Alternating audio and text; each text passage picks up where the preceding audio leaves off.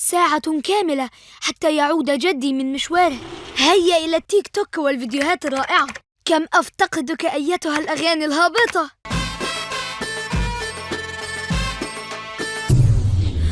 ما هذا؟ كيف ينقطع النور وأنا وحدي في المنزل؟ سأتصل بجدي وأطلب منه أن يعود فوراً. ما هذه الأصوات؟ يا رب يا رب، هذه الأصوات تكون مجرد تخيلات، أو أكون في كابوس وسأصحو منه حالا. الأصوات تزيد كلما اقتربت من أسفل، وهاتف جدي مغلق. ماذا أفعل؟ لا بد أن أعرف مصدر هذه الأصوات. تشجع يا آدم، لم تعد صغيرا. استر يا رب، استر يا رب. من أنت؟ ألو، كيف حالك يا رمزي؟ قل لي إذن، متى ستعود من السفر يا بني؟ أبذل مع ابنك آدم مجهودا كبيرا. نعم، هو يطيعني في النهاية. فور عودتك سأعلمك كيف تتعامل معه. أسألك، من أنت؟ وكيف جئت إلى هنا؟ ومن ربطك هكذا في المقعد؟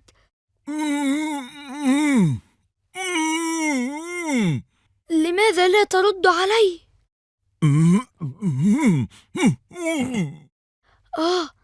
أنت مكمم الفم ولا تستطيع أن ترد.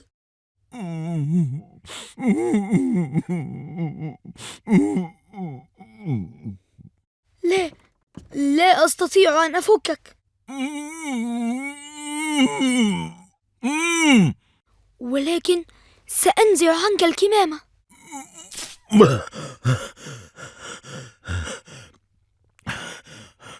قل لي الآن، من أنت؟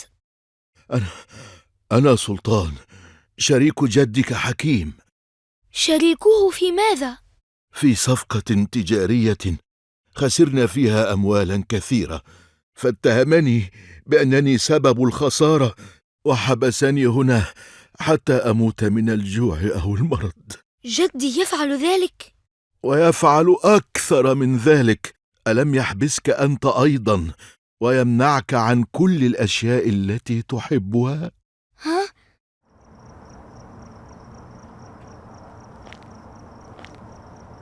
كيف ذلك؟ الكهرباء موجودة في كل الفيلات ما عدا فيلا جدي حكيم. ما هذا الذي أفعله؟ أضرب الجرس والكهرباء مقطوعة. آدم، يا آدم، هل تسمعني؟ يبدو أنه نائم، ولكن كيف ينام في هذا الظلام المرعب؟ سأطلبه. هل هو جدك؟ لا، إنه عمر صديقي. ولماذا ألغيت الصوت؟ لا أستطيع أن أرد الآن. حسنا، دعوا حتى نكمل كلامنا. أي كلام؟ تفك قيدي بعد أن عرفت ما فعله بي جدك. لا، لن أفعل ذلك دون علمه. ألهذا الحد تخشاه؟ سيغضب مني. أستطيع أن أفاتحه في موضوعك، ربما يعفو عنك. لا، حذاري أن تفعل ذلك. لماذا؟ لو عرف أنك رأيتني سيقتلني. جدي يقتل؟ قلت لك إنك لا تعرفه جيدا. كيف سنخفي عنه أنك هنا في المنزل؟ مثلما أخفى هو عنك. إذن سأدعك هنا دون أن أفك قيدك. أمري إلى الله، ولكن أرجوك لا تتركني أموت من الجوع. أنزل لي كل يوم طعامي وشرابي ودون علم جدك بالطبع. ها؟ أتوسل إليك يا آدم، أنت غلام طيب ولن ترضى بهذا الظلم أبدا. صوت سيارة جدي، لقد عاد من الخارج.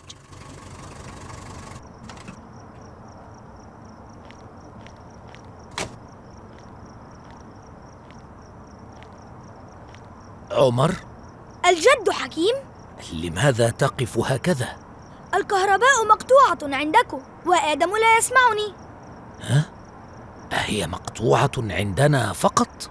نعم، وموجودة عندنا وفي بقية الفيلات. شيء غريب. آدم! آدم! جدي؟ آدم، أين كنت؟ كنت أبحث عن سبب انقطاع الكهرباء. في القبو؟ لا، لم أصل إلى القبو. ولماذا أراك مرتبكا هكذا؟ لأني كنت وحيدا عندما حل الظلام. عادت الكهرباء. الحمد لله، سأصعد حجرتي لأنام. دون أن تعرف لماذا انقطعت الكهرباء في منزلنا بالذات؟ اعرف أنت يا جدي ثم أخبرني. أشعر أنك تخفي عني شيئا مهما يا آدم. قال تعالى: يا إبليس ما لك ألا تكون مع الساجدين؟ لم أكن لأسجد لبشر خلقته من صلصال من حمأ مسنون. قال: فاخرج منها فإنك رجيم وإن عليك اللعنة إلى يوم الدين. رب فأنظرني إلى يوم يبعثون. قال: فإنك من المنظرين إلى يوم الوقت المعلوم. رب بما أغويتني لأزينن لهم في الأرض ولأغوينهم أجمعين إلا عبادك منهم المخلصين. قال: هذا صراط علي مستقيم. إن عبادي ليس لك عليهم سلطان إلا من اتبعك من الغاوين. صدق الله العظيم. صفقوا لآدم كثيراً على هذا الفيلم الرائع.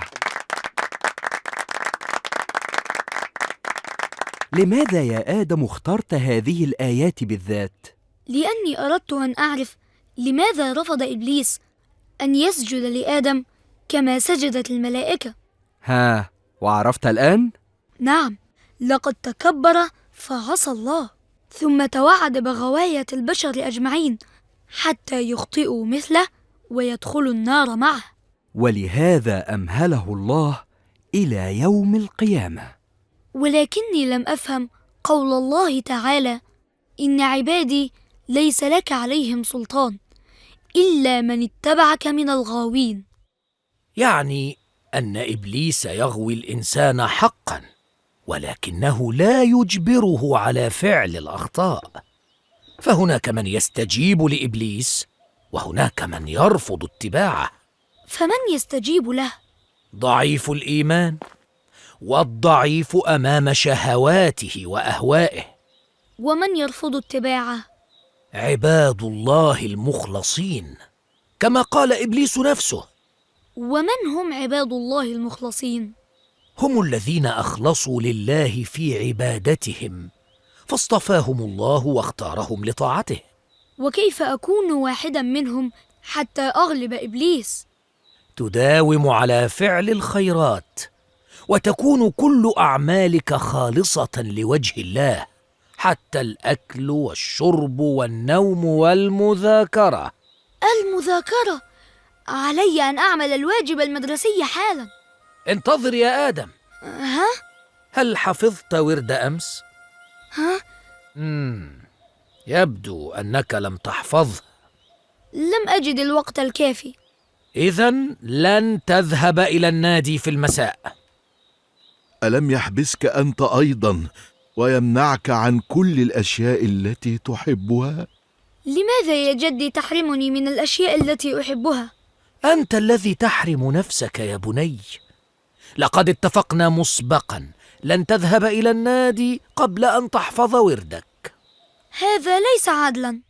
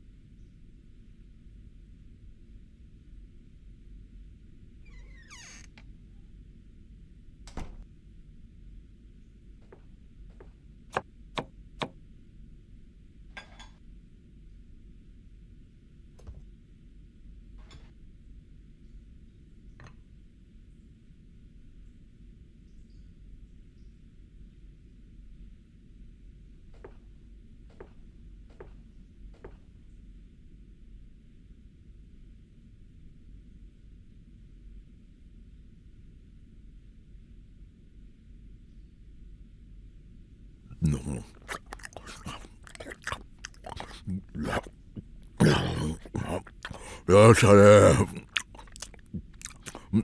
ما أجمل الشبع بعد الجوع. شكرا يا صديقي على هذا الطعام اللذيذ. تقول صديقي؟ بالطبع، لقد أحضرت لي الطعام إلى هنا دون علم جدك، ثم فككت يدي حتى أستطيع أن آكل. لا أعرف كيف فعلت ذلك. لأنك قد أشفقت علي وتأكدت من أن جدك قد ظلمني. كنت تستطيع الهروب. قلت لك لن أفعل شيئا يؤذيك. قل لي إذن، هل حصلت على درجة جيدة في التربية الدينية؟ نعم، أعجب المدرس كثيرا بفيلمي عن إبليس. ولماذا اخترت إبليس بالذات؟ لأنه سبب كل الأخطاء التي يرتكبها الإنسان. هذا ما خدعونا به يا صديقي. خدعونا؟ نعم، ألم يقولوا لنا عندما يأتي رمضان تحبس وتقيد الشياطين؟ بلى. فمن إذن الذي يرتكب كل هذه المعاصي والجرائم بل والحروب أيضا في رمضان والشياطين محبوسة مقيدة؟ ها؟ إنه الإنسان بلا شك هو الذي يرتكب كل هذه الجرائم ثم يتهم بها الشيطان. ها؟ آدم، أين أنت يا آدم؟ جدي؟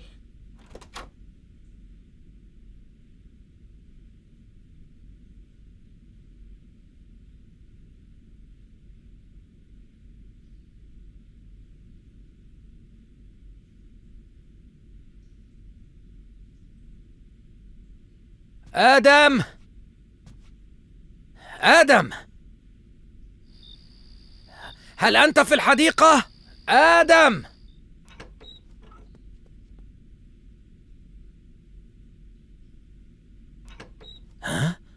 سبحان الله، كيف عاد ومتى نام بهذه السرعة؟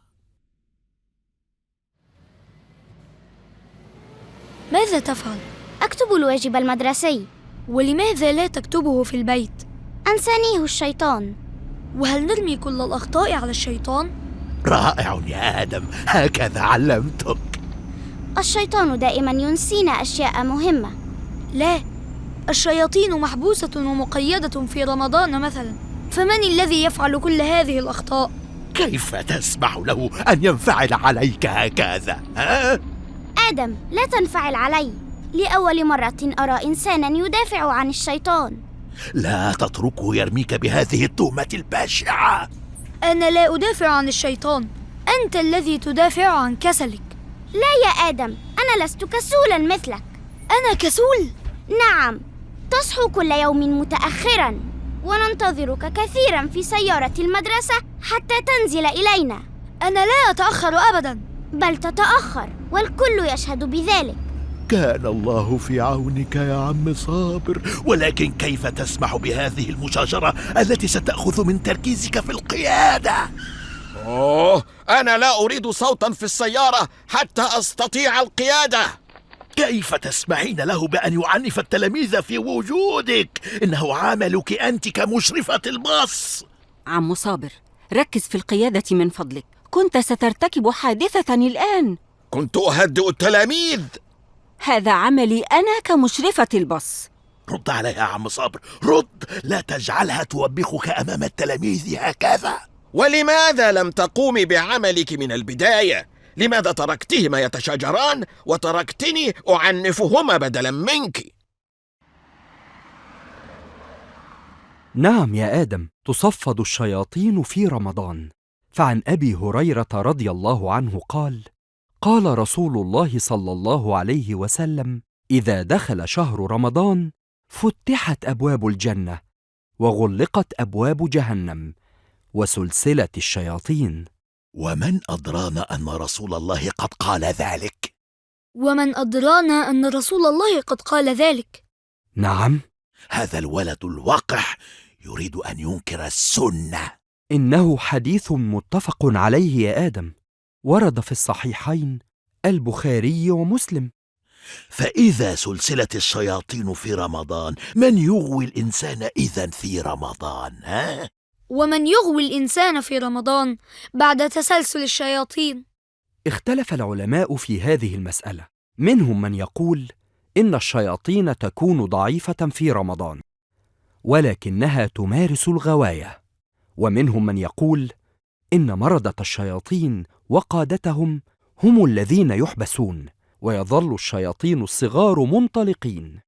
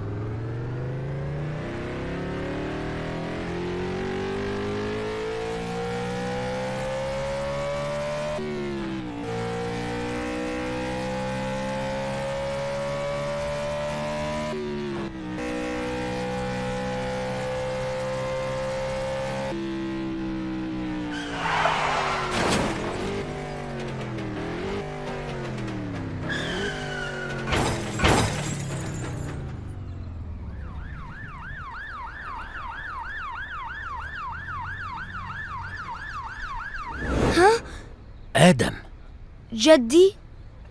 كعادتك لم تأكل الطماطم التي أضعها لك في علبة الشطائر. لماذا تقف هكذا أمام سيارة أبيك؟ تذكرت عندما كنت أخرج معه فيها أنا وأمي.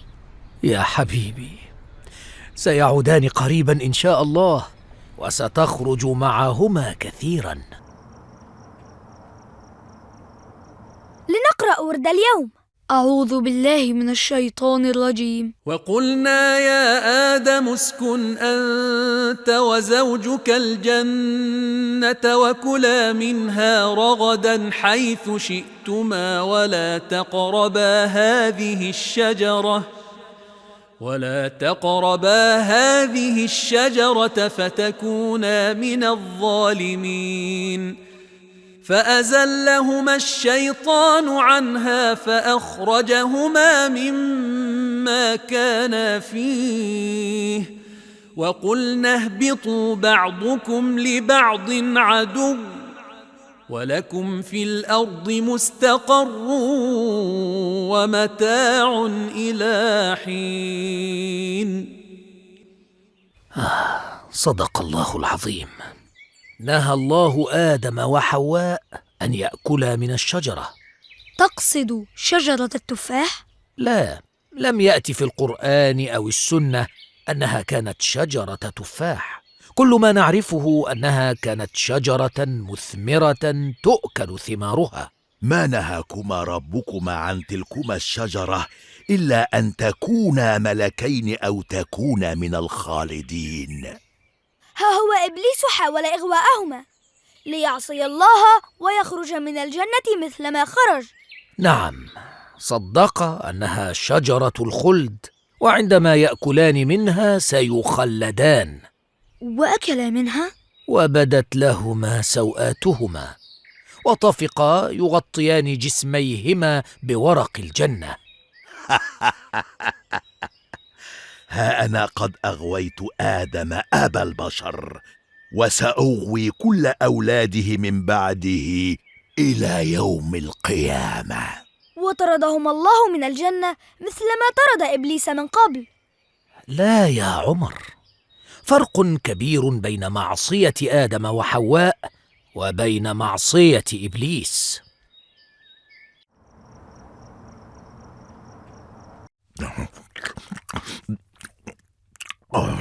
ما أجمله من طعام.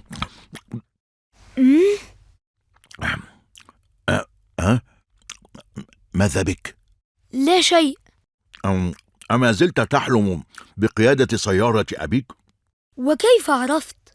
أنا صديقك وأقرأك من عينيك. أنت ذكي جدا. وخدوم جدا. ماذا تقصد؟ قلت لي إن جدك لن يعود إلى المنزل قبل ساعتين، أهذا صحيح؟ هكذا فهمت منه.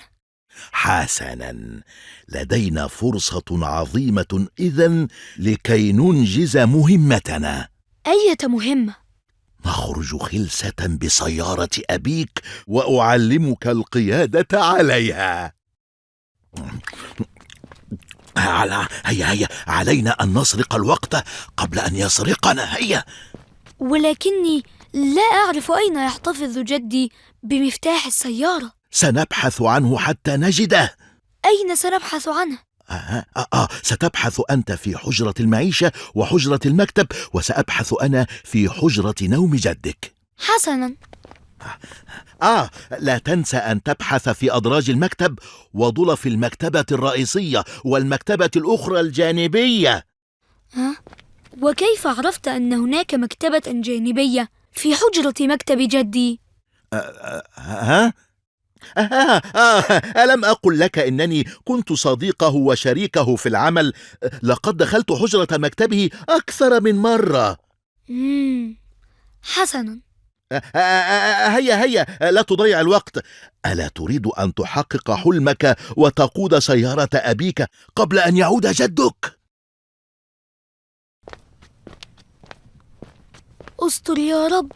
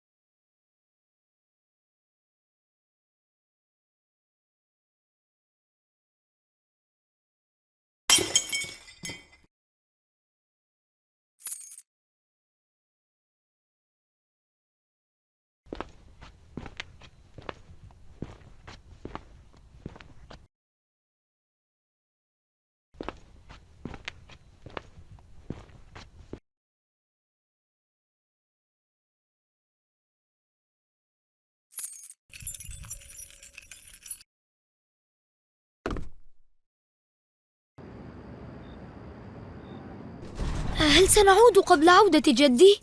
بالطبع. وماذا لو عرف أننا سرقنا المفتاح؟ لن يعرف، لأنه لن يفكر في إخراج المفتاح قبل أن يعود أبوك ويسلمه له. حقا. عليك الآن أن تراقبني وأنا أقود السيارة لكي تتعلم كل التفاصيل. نعم. أولا، نضغط بقدمنا على دواسة البنزين هكذا، وندير السيارة بالمفتاح، ونتحرك ببطء في البداية. أخشى أن يرانا أحد. اطمئن، لن يحدث.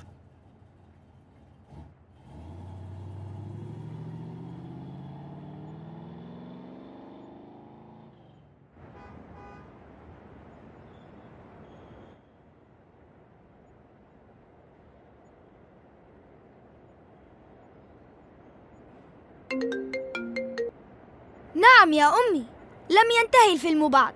احذري أن يعرف أبي أني أخذت هاتفك. ها؟ عمر سيراني. لا، لن يراك ولن يراني. ماذا؟ عمر، أبي؟ خذ هاتفك. منحتك ربع الساعة لتشاهد ما تحب من فيديوهات مفيدة. ربع ساعة فقط؟ نعم، عقابا لك على الساعات الطويلة التي كنت تقضيها أمام الهاتف. حسناً. ما هذا يا عمر؟ جرس هاتفي. لم يكن كذلك. هل غيرته؟ نعم غيرته. احذر يا سلطان، أنت تتخطى السرعة المسموح بها. السائق الماهر لا تحده سرعة. لا تفتح النور العالي كي لا يؤذي عين السائق الذي أمامك. فليتحملنا حتى ينصرف من أمامنا. أراك لا تربط حزام الأمان. تعود دائما يا صديقي ألا تدع شيئا يقيدك. انتبه، لقد دخلت في الاتجاه العكسي. الاتجاهات كلها ملك لنا. يا لك من أحمق. لقد جاء في الاتجاه السليم، الخطأ منا نحن. تعود في القيادة ألا تعترف بخطئك أبدا. انظر، هو يعود إلى الخلف متراجعا أمامنا. لا أدري كيف فعل ذلك وهو على الحق. لأنه رآنا نحن الأقوى. تعود في القيادة دائما أن تكون أنت الأقوى. لم أفعل شيئا. ومن كسر الإطار إذن؟ لا أعرف. لا يوجد غيرنا في البيت. نعم، ولكني لم أدخل حجرتك في غيابك. يعني ذلك أن لصا قد دخل الحجرة وأنت في المنزل. لص؟ نجحت خطتي. نعم، إما لص أو عفريت مثلا. قلت لك يا جدي لا أعرف شيئا. أما أنا فسأعرف كل شيء، ولن أسامح من كسر صورة جدتك التي لا أستطيع أن أعيش بدونها. أستغفر الله العظيم، أستغفر الله العظيم. لن يثق حكيم في آدم بعد اليوم. سيعاقبه أو يخاصمه وسيجعله يكرهه رغما عنه.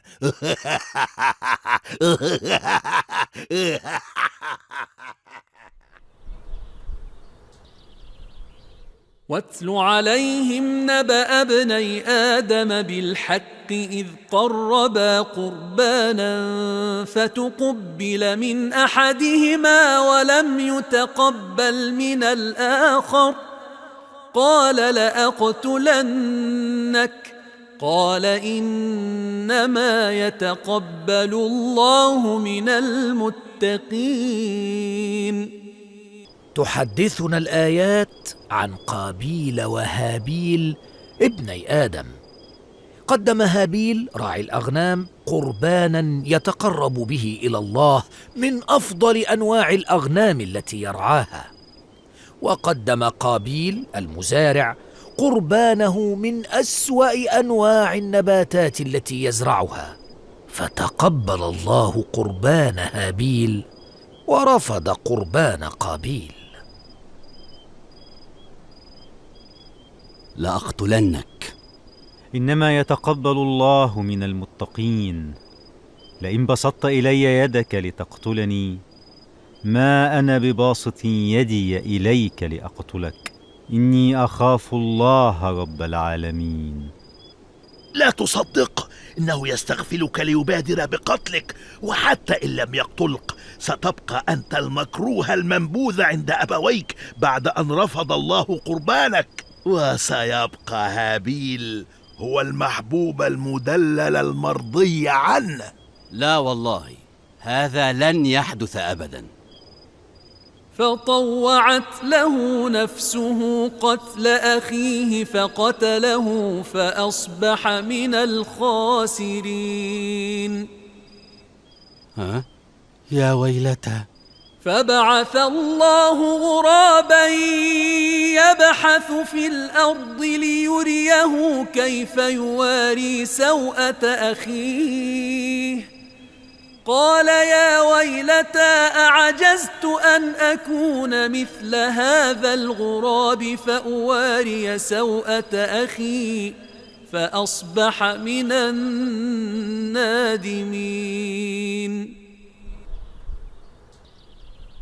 هذه المسائل الثلاث ستأتي في الامتحان. وكم مسألة فيها لا تفهمها؟ 4. تعرف أنني أعاني من صعوبة الرياضيات. حقا. ولكنك ماهر جدا فيها. نعم، هذا صحيح. انظر، سأشرح لك حل المسألة الأولى. ماذا تفعل؟ أتريد أن تشرح له المسائل فيحصل على نفس درجتك في الامتحان؟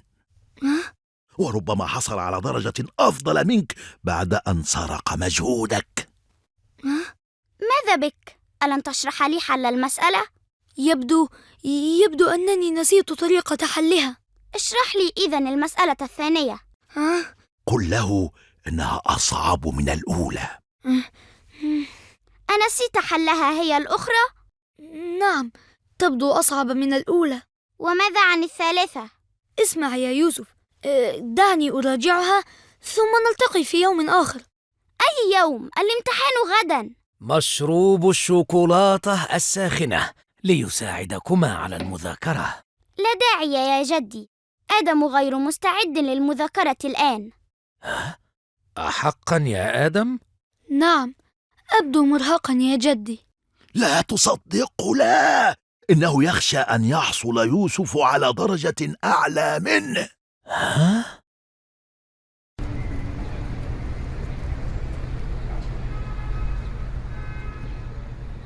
أين ذهب؟ لا أجده في المنزل كله. عما تبحث يا عمر؟ قل لي، ربما أساعدك. أبحث عن الهاتف. هاتفك أم هاتف أمك؟ هاتف أمي؟ نعم، الذي أخذته منها دون علمي وشاهدت فيه أفلامك التي لا تنتهي. وكيف عرفت؟ أظننت أنك ستخدعني طيلة هذا الوقت؟ أبي أنا... هذا هاتفك وهذا هاتف أمك، ولن تطال يدك أيا منهما لمدة أسبوع على الأقل. أسبوع كامل؟ نعم، عقابا لك لأنك كذبت علي. هذه الشطائر ستساعدك في استيعاب دروسك إن شاء الله، وربما تتذكر طرق حل المسائل ثم تشرحها ليوسف. طبعا. شرح لنا المدرس كريم قصة قابيل وهابيل في القرآن. قصة جميلة ومليئة بالدروس والعبر. قال لنا إن الشيطان قد حرض قابيل على قتل أخيه هابيل. حقا. ولكن القرآن لم يذكر ذلك. وماذا ذكر؟ قال تعالى: فطوعت له نفسه قتل أخيه فقتله، يعني قابيل قتل من نفسه وليس بتحريض من الشيطان. أتدري ما هي النفس؟ هي مزيج الروح والجسد معا، ولا يمكن أن تأتي بفعل كهذا يتنافى مع فطرتها إلا بوسوسة من الشيطان اللعين. تقول الشيطان وتقول مرة أخرى إبليس.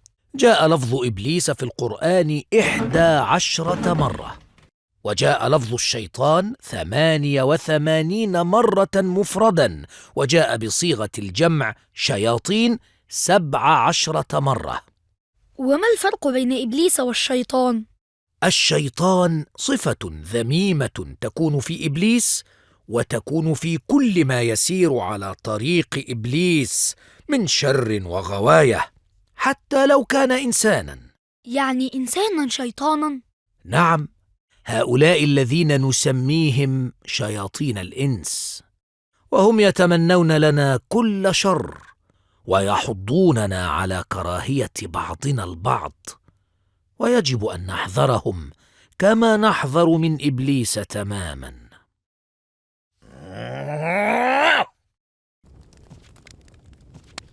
الشطائر الساخنة اللذيذة. نعم، أنا جائع جدا. وأنا أيضا جائع. نسي هذا الولد أن يحضر لي أي طعام اليوم. رائحة الطعام تداعب معدتي. بسم الله. بسم الله. الآن لا طعام لي اليوم في هذا البيت. حرام عليكما، أنا جائع طيلة اليوم، لا هنيئا ولا مريئا. المشكلة أن آدم تعلم البسملة من جده، ولو ظل يسميان الله قبل كل وجبة سأموت جوعا. طلب مني الأستاذ أيمن أن أوزع عليكم درجات امتحان الرياضيات لأنه على سفر. ياسين 8 درجات من 10. خالد 7 من 10. آسر 5.5.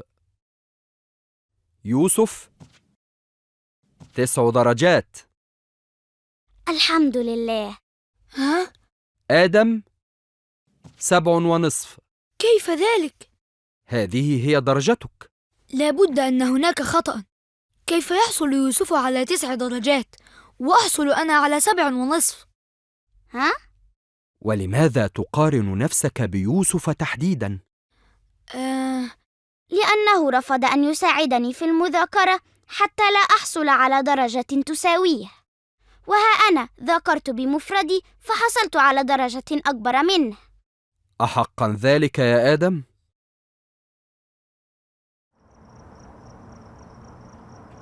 لا أعرف كيف حدث ذلك. يوسف ضعيف في الرياضيات. لابد أنه غش الإجابات من تلميذ آخر. كيف؟ لقد حصل على أعلى درجة في الفصل. الذي يغش دائما هو الذي يحصل على أعلى درجة. ماذا تقصد؟ يغش من هذا مسألة ومن ذاك مسألة أخرى حتى يجمع كل الإجابات الصحيحة. هل لو كنت ذاكرت معه كنت سأحصل على درجة عالية مثله؟ لا لا لا لا لا لا، احذر أن تساعده في المذاكرة مرة أخرى. يوسف هذا لا يستحق مساعدتك ولا يستحق صداقتك أصلا. نعم، لقد فرح كثيرا بدرجتي الضعيفة. آدم، ألن تحضر لنا الطعام قبل أن يأتي جدك ويسمي على الأكل؟ نعم. أقصد يعني أمامنا فرصة لنأكل براحتنا قبل أن يعود. حالا. يوسف 9 من 10 وأنا 7.5. سأبقى معك حتى تحصل على 0 من 10. السلام علينا وعلى عباد الله الصالحين. لا لا لا تنطق بذكر دخول المنزل، فلن أستطيع أن أبيت اليوم معكم إذا نطقت به. بسم الله خرجنا وبسم الله ولجنا وعلى الله ربنا توكلنا. اللهم إني أسألك خير المولج وخير المخرج. تشغل بالك بالدرجة الكبيرة التي حصل عليها يوسف لأول مرة، ولا تلتفت إلى الدرجة الضعيفة التي حصلت عليها أنت لأول مرة أيضا. حقا، كيف حصلت على هذه الدرجة الضعيفة؟ لأنك كنت شاعرا بالذنب تجاه يوسف لما رفضت مساعدته في المذاكرة، فلم تستطع أن تركز في مذاكرتك. أتعتقد ذلك؟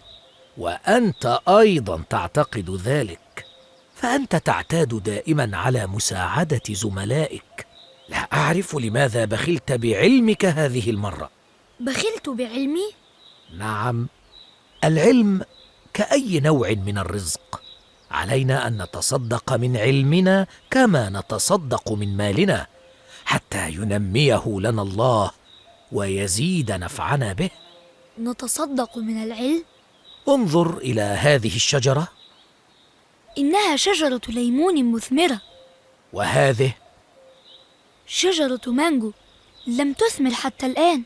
وتلك شجرة خوخ أثمرت ولم تجد من يأكل ثمارها، فتعفنت ثمارها وتجمعت عليها الحشرات فكانت أسوأ من الشجرة غير المثمرة. ماذا تقصد بهذا المثل يا جدي؟ كن يا آدم شجرة مثمرة تؤكل ثمارها. انفع الناس بعلمك كما نفعك غيرك بعلمه، حتى يبارك الله لك في هذا العلم. هل ستلعب معي الكرة؟ لا، سأراجع درس العلوم. في الفسحة؟ هناك تجربة لا أفهمها. سأذهب للمعلمة نشوى حتى تشرحها لي. المعلمة نشوى لم تحضر اليوم. هذا من سوء حظي. سأشرح لك أنا هذه التجربة. ألا تخشى أن تساعدني في المذاكرة فأتفوق عليك في الامتحان؟ لا، نصحني جدي أن أتصدق بعلمي. تتصدق بعلمك؟ نعم، قال لي: كن شجرة مثمرة تؤكل ثمارها. مثل رائع. سأنتهي من هذه الشطيرة ثم أصعد معك إلى الفصل لأشرح لك التجربة. آدم، ظهري يؤلمني بشدة. سأساعدك على الوقوف. لقد تزحلقت في قشرة موز. محروس عامل النظافة هو السبب. انظر إلى القمامة في كل أركان الفناء. محروس عامل كسول لا يجمع القمامة من الفناء. لا يا آدم، لا تظلم العم محروس وتسئ الظن به، فسوء الظن من عمل الشيطان. وما دخل الشيطان في هذه المشكلة؟ هل هو الذي تكاسل عن جمع القمامة؟ وهل الشيطان هو الذي تكاسل عن جمع القمامة؟ بالطبع لا، فالقمامة لم تجمع منذ يومين. لأن العم محروس مريض منذ يومين. مريض؟ نعم، لم يحضر إلى المدرسة أصلاً، وهو الآن في المستشفى. في المستشفى؟ ظلمناه إذن يا آدم. ألم أقل لكما إن سوء الظن من عمل الشيطان؟ أعوذ بالله من الشيطان الرجيم. هروب! لا بد أن نزور العم محروس في المستشفى. نعم، فزيارة المريض واجبة، ولنا عليها ثواب كبير. وما أجمل الزيارة لو كانت مصحوبة بهدية. وماذا نشتري له؟ نسأل ماذا يحتاج. هو يحتاج الآن إلى المال ليدفع مصاريف علاجه وحساب المستشفى. تقصد أن نجمع له مالا؟ نعم، نعلن عن حملة تبرعات يشترك فيها الطلبة والمدرسون بالمدرسة. ومن سيجمع هذه التبرعات؟ أنت يا آدم. أنا؟ نعم، أنت من أنشط الطلبة في المجال الخيري، وسيساعدك يوسف.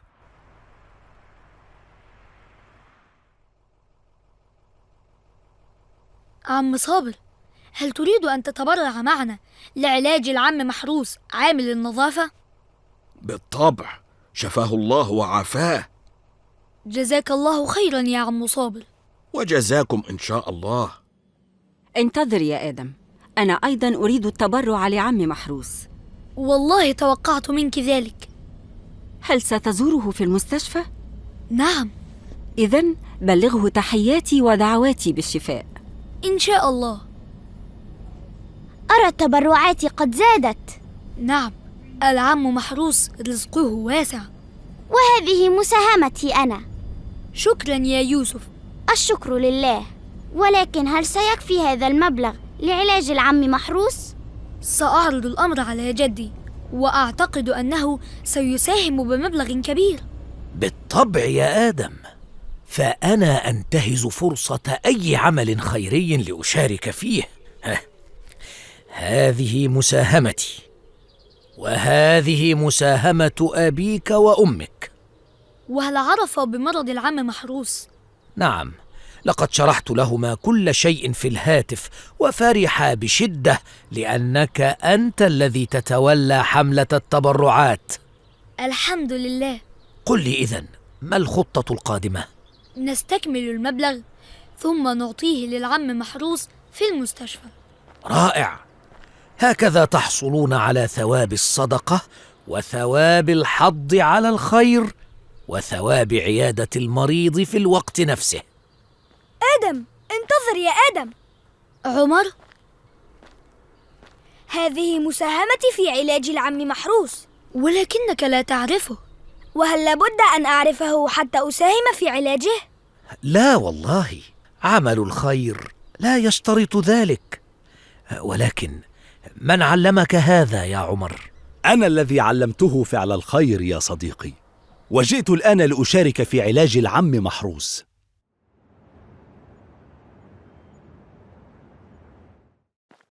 الطعام. تأخرت علي يا صديقي.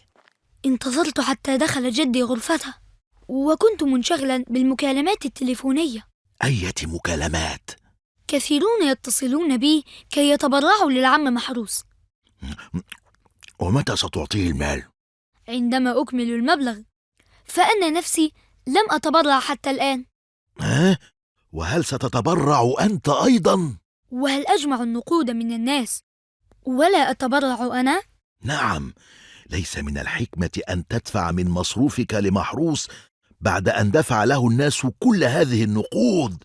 وماذا سيقول الناس عني؟ ومن أدراهم بأنك لن تساهم في التبرعات؟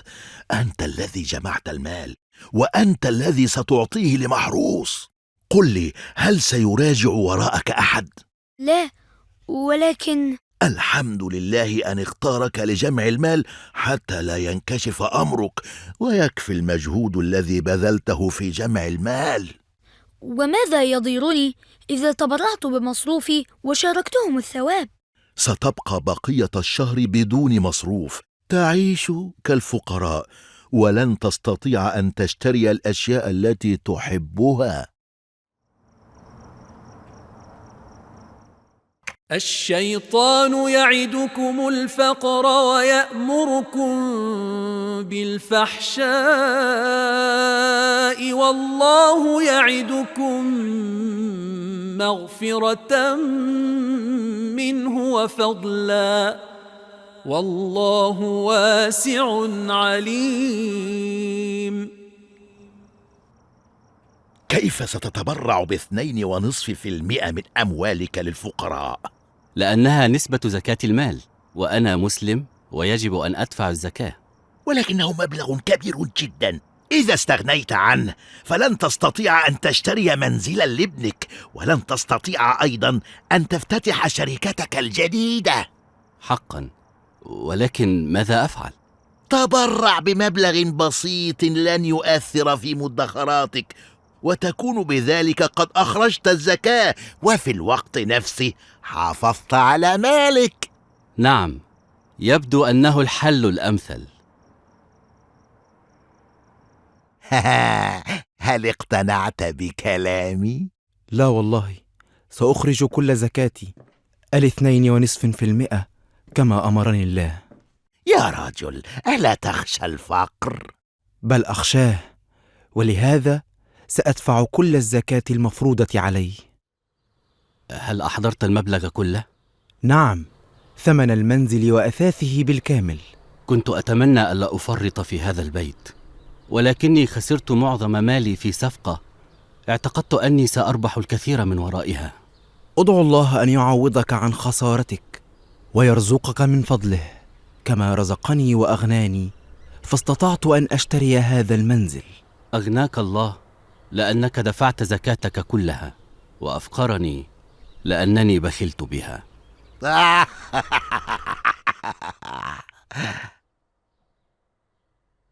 هكذا حذرنا الله تعالى: الشيطان يعدنا بالفقر إذا زكينا وتصدقنا، ويأمرنا بالفحشاء، وتعني البخل في هذه الآية.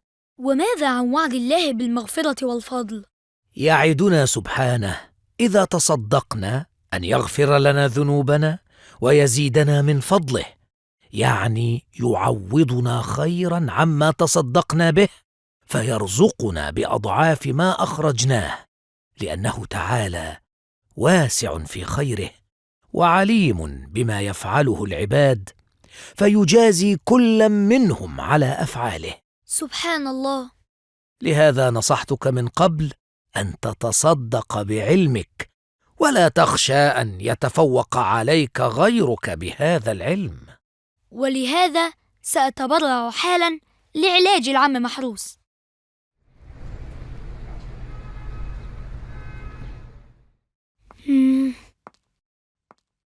احذر يا آدم، أنت أعقل من أن تتبرع بجزء كبير من مصروفك. الصدقة يا آدم ترضي الرب وتوسع الرزق، سيعوضك الله بأضعاف ما تصدقت. لا يا آدم، إياك أن تتهور، ستندم يا صديقي. نعم نعم، هكذا العقل والحكمة. ها؟ الندم الحقيقي ألا نفعل الخير الذي سيجلب لنا مزيدا من الخير. حقا. أي حق؟ ألا تخشى الفقر؟ ها؟ كيف ستقضي بقية الشهر؟ كيف تخشى الفقر والله موجود، الرزاق الواسع العليم؟ سبحان الله، وصل الباص. ماذا أفعل الآن؟ تحتفظ بنقودك وتعطيهم الكيس بالنقود التي فيه فقط؟ ألا يكفي أنك لم تأخذ منه شيئا؟ ها؟ نعم، كان ذلك في إمكانك، فلن يراجع وراءك أحد. لا، لن أبخل أبدا، ولن أحرم نفسي من ثواب التصدق. ما هذا؟ كيف فقدت سيطرتي عليه؟ والله لن أتركه حتى ينفذ ما أنصحه به. هل اكتمل المبلغ اللازم لعلاج العم محروس؟ نعم، وسيكون به زيادة إن شاء الله. سنزوره في المستشفى بعد انتهاء اليوم الدراسي إن شاء الله، وسأعطيه المبلغ وأنقل له تحية كل الطلاب والمدرسين في المدرسة إن شاء الله، وسأدعو له بالشفاء إن شاء الله، وسنلتقط معه صورا ننشرها على مجلة المدرسة إن شاء الله. يوسف، ألا تقول شيئا غير إن شاء الله؟ أقولها لأنك لا تقولها. ها؟ ألا تعلم أننا عندما ننوي فعل شيء في المستقبل يجب أن نقول إن شاء الله؟ لماذا؟ حتى يأذن الله لنا أن نفعله. حسنا، سأقولها إن شاء الله. درجاتك ضعيفة هذا الشهر في اللغة العربية يا آدم. سأحسنها الشهر القادم إن شاء الله، ولكن كيف ستحسنها؟ سأذاكر أكثر إن شاء الله. متى ستبدأ المذاكرة؟ من اليوم، بعد أن أعود من زيارة العم محروس. إن شاء الله. هل ستبدأ بالنحو أم النصوص؟ بالنحو. أراك لا تقول إن شاء الله. إن شاء الله. حسن، سأصعد إلى مكتبي. لماذا يؤنبك الجميع لأنك لا تقول إن شاء الله؟ النقود في جيبك، وعم محروس راقد في المستشفى، فما الذي سيمنعك عن زيارته؟ حقا، ما الذي سيمنعني عن زيارته؟ لماذا لابد أن نقول إن شاء الله بعد كل شيء؟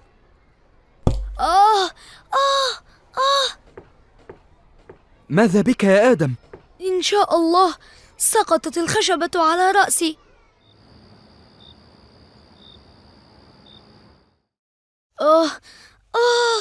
شفاك الله يا صديقي، ليتني أنا من يتألم بدلا منك. ليس ألما بدنيا فقط، إنه ألم نفسي أيضا. ألم نفسي؟ نعم، حرمت من زيارة العم محروس، وقد أخذوا مني النقود وأعطوها له. لأنهم لا يحبونك.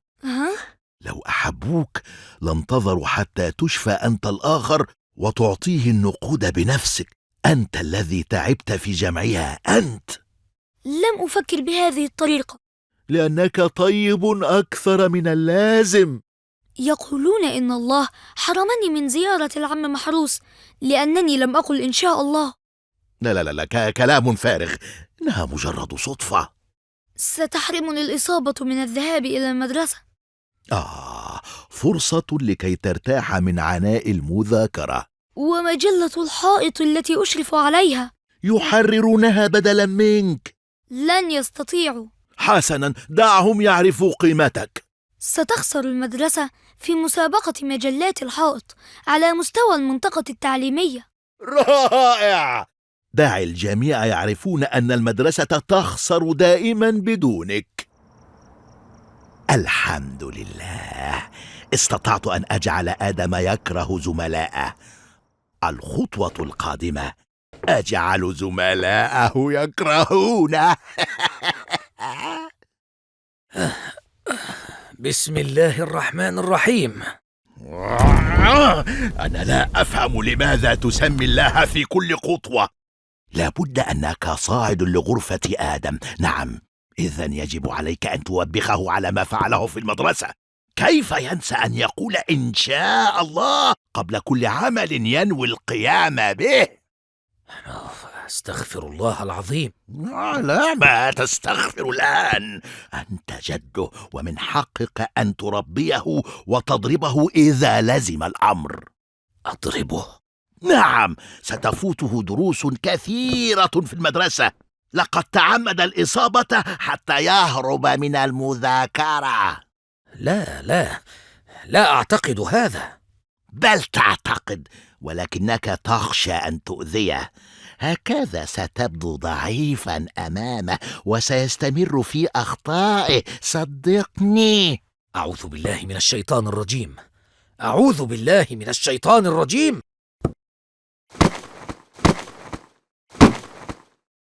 أعتقد يا جدي أنها صدفة. ليست صدفة، ولكنه درس من الله. درس من الله؟ نعم، حتى تتعلم أن تنطق بالمشيئة دائما.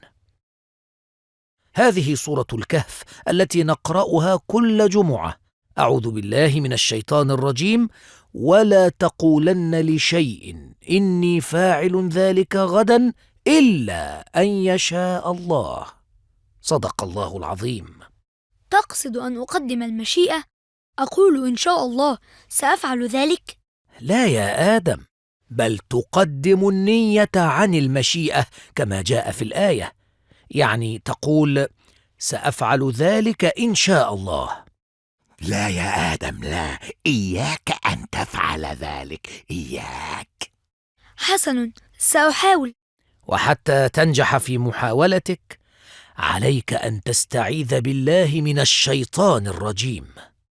وما علاقة الشيطان بذكر المشيئة؟ ولماذا أستعيذ من الشيطان حتى أقول إن شاء الله؟ انظر إلى نفس السورة، سورة الكهف. نعم، يقول الله على لسان يوشع بن نون فتى سيدنا موسى عندما سأله نبي الله موسى عن الحوت، فقال: وما أنسانيه إلا الشيطان أن أذكره. نعم. فهمنا من هذه الآية أن الشيطان ليس فقط يوسوس للإنسان بفعل الشر، ولكنه أيضا يحرص على أن ينسيه فعل الخير. أيها المجرم، لماذا تتعمد أن تشوه صورتي أمامه؟ حسنا يا جدي، سأحرص على ذكر المشيئة بعد النية إن شاء الله. رائع، ها أنت تقول إن شاء الله. نعم، لأنني استعذت بالله من الشيطان الرجيم. حتى أنت يا آدم.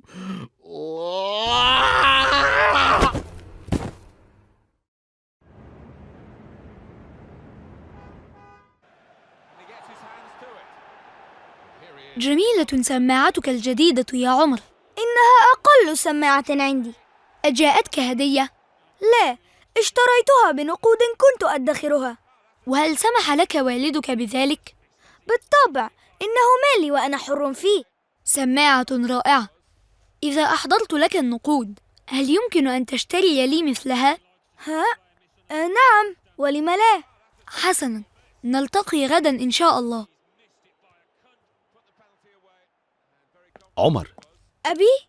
أما زلت ترتدي السماعة التي استعرتها من زميلك أشرف؟ نعم، إنها تعجبني كثيرا.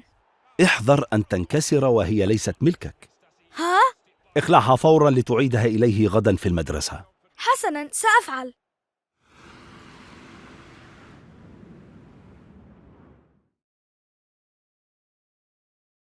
ماذا تفعل يا آدم؟ أعد النقود التي ادخرتها حتى أشتري سماعة جديدة مثل سماعة عمر. ولكنك عندك أكثر من سماعة. عمر أيضا عنده أكثر من سماعة، واشترى سماعة جديدة. لقد ادخرت هذه النقود للطوارئ، وليس لشراء شيء تملك مثله. عمر أيضا اشترى السماعة من مدخراته. وهل تقلد عمر في كل شيء؟ ليس كل شيء، أقلده فقط في شراء تلك السماعة الجميلة. لا أراه تصرفا حكيما. اطمئن يا جدي، لن أطلب منك أي نقود إضافية، نقودي تكفي والحمد لله. يجب أن تعيد التفكير، فمدخرات الطوارئ لا بد أن تبقى للطوارئ، وأخشى أن تندم قريبا. لماذا لا يريد جدي أن أشتري سماعة جديدة؟ لأنه لا يحب لك الخير، ولا يريدك أن تفرح بشيء جديد تحبه. ها؟ ألم يقل لك سابقا لا تكن بخيلا، وإن الشيطان هو الذي يأمرك بالبخل؟ بلى، قال ذلك. إذن لماذا يغير رأيه الآن ويحضك على البخل واكتناز المال؟ لا أعرف. أما أنا فأعرف. جدك لا يريد أن تنشغل بالسماعة واللعب عن المذاكرة، لا يريدك أن تستمتع بحياتك البسيطة، يريد أن يواصل حبسك في بيته حتى يعود أبواك من السفر. ولكني أريد السماعة. اشتريها فورا ولا تتردد، إنه مالك وأنت حر فيه. اصرف ما في الجيب يأتيك ما في الغيب. اشتريت سماعة كسماعتك. واخترت نفس اللون أيضا. نعم، حتى نصبح فريقا واحدا. حسنا. أنفقت فيها كل مدخراتي. كلها؟ نعم. اصرف ما في الجيب يأتيك ما في الغيب. ولكن أين سماعتك؟ في حجرتي، لقد مللت من استعمالها. بسرعة هكذا؟ أنا أمل من الأشياء بسرعة. هل تبيعها لي؟ ولكنك معك مثلها. أريدها لصديقي يوسف، هو أيضا يفكر في شراء واحدة. دعه يشتريها من غيري. لماذا؟ لأني لا أريد أن أفرط في سماعتي. ألم تقل الآن إنك مللت منها؟ ربما أحتاجها لاحقا. حسن، سأبحث له عن بائع آخر. نعم يا أبي، اشتقت إليك كثيرا. حصلت على درجة عالية في امتحان العلوم. حسن، في انتظار المكافأة. وعليكم السلام ورحمة الله. لا حول ولا قوة إلا بالله، تحطمت شاشة الهاتف تماما. هاتفي؟ نصحتك من قبل أن تشتري واقيا للشاشة، كيف سقط منك بهذه السهولة؟ انكسر الهاتف، كيف سأحيا بدونه؟ هون عليك يا آدم، يمكنك أن تشتري شاشة جديدة. كيف؟ من مدخراتك. مدخراتي؟ الحمد لله أنك لم تشتري بها تلك السماعة التي لا حاجة لك بها. تقصد هذه السماعة؟ وهل اشتريتها بالفعل؟ نعم، صرفت ما في الجيب ليأتيني ما في الغيب. دون علمي؟ إنه مالي وأنا حر فيه. وماذا ستفعل الآن بعد أن انكسر هاتفك؟ لا أعرف. ستبقى هكذا بدون هاتف، لأنك صرفت مدخرات الطوارئ في شيء يمكنك الاستغناء عنه. معك الحق يا جدي، لقد تسرعت في شراء هذه السماعة. لا، لم تتسرع، جدك هو المخطئ. كيف ذلك؟ لو كان يحبك بالفعل لأصلح لك الهاتف من ماله، ولا يؤنبك لأنك اشتريت السماعة التي تحبها. حقا. تستطيع أن تدخل غرفة جدك في غيابه وتأخذ بعض ماله وتشتري به شاشة جديدة للهاتف. تريدني أن أسرق جدي؟ ليست سرقة، بل استعارة، كما تستعير الكتاب من مكتبة المدرسة. ولكني أستعير الكتاب بموافقة أمين المكتبة. ولكن جدك لا يحبك ولن يوافق على إقراضك المال الذي تحتاجه. وماذا ستفعل؟ لا أعرف. سيتكلف تصليح الهاتف 500 جنيه. وماذا تملك منها؟ 5 جنيهات. مشكلة كبيرة، جئتك لتساعدني في حلها. أنا؟ نعم. كيف؟ تقرضني هذا المبلغ، ها؟ وسأعيده لك فور عودة أبي من السفر. ولكني يا آدم صرفت كل نقودي في شراء السماعة الجديدة. ها أنت قد كسرت السماعة يا عمر. أبي؟ وتخفيها في حجرتك حتى لا أعرف؟ أنا حذرتك مرارا، قلت لك عليك أن تعيدها إلى صاحبها بسرعة. صاحبها؟ ألست صاحبها يا عمر؟ ها؟ لا، ليس صاحبها، لقد استعارها من زميل له في المدرسة. استعارها؟ وأنا الذي قلدتك واشتريت واحدة مثلها بكل نقودي؟